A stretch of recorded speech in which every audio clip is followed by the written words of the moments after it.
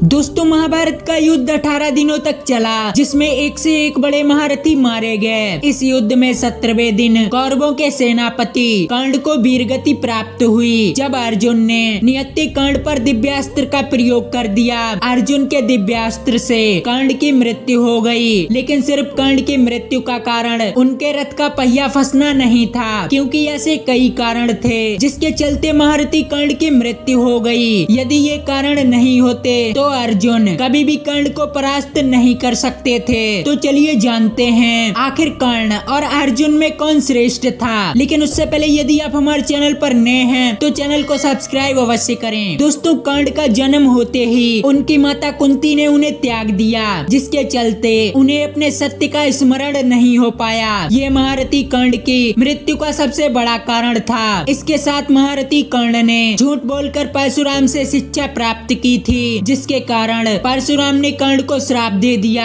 कि मेरे द्वारा दी गई विद्या तुम भूल जाओगे। इसके साथ अर्जुन के हाथों कर्ण के मारे जाने की तीसरी वजह थी वह थी कर्ण का महादानी होना। कर्ण हर दिन सूर्य देव की पूजा किया करता था और उस समय जो भी कर्ण से दान मांगता था उसे कर्ण दान देते थे। महाभारत युद्ध में अर्जुन की रक्षा के लिए देवराज इंद्र ने कर्ण से भगवान सूर्य देव से प्राप्त कवच और कुंडल दान में मांग लिए। कहते हैं ये कवच जब तक कर्ण के पास रहते तब तक महारथी कर्ण को मारना असंभव था। यदि कर्ण अपना कवच दान ना करते तो शायद ही अर्जुन महारथी कर्ण को किसी भी युद्ध में परास्त कर सकते थे। इसके साथ कर्ण की मृत्यु के पीछे का सबसे बड़ा कारण थे स्वयं भगवान श्री कृष्ण, क्योंकि भगवान श्री कृष्ण ने इंद्रदेव को वरदान दिया था कि वे महाभारत युद्ध में अर्जुन का साथ देंगे और सूर्य के पुत्र कर्ण को परास्त करके इस युद्ध में अर्जुन की विजय होगी।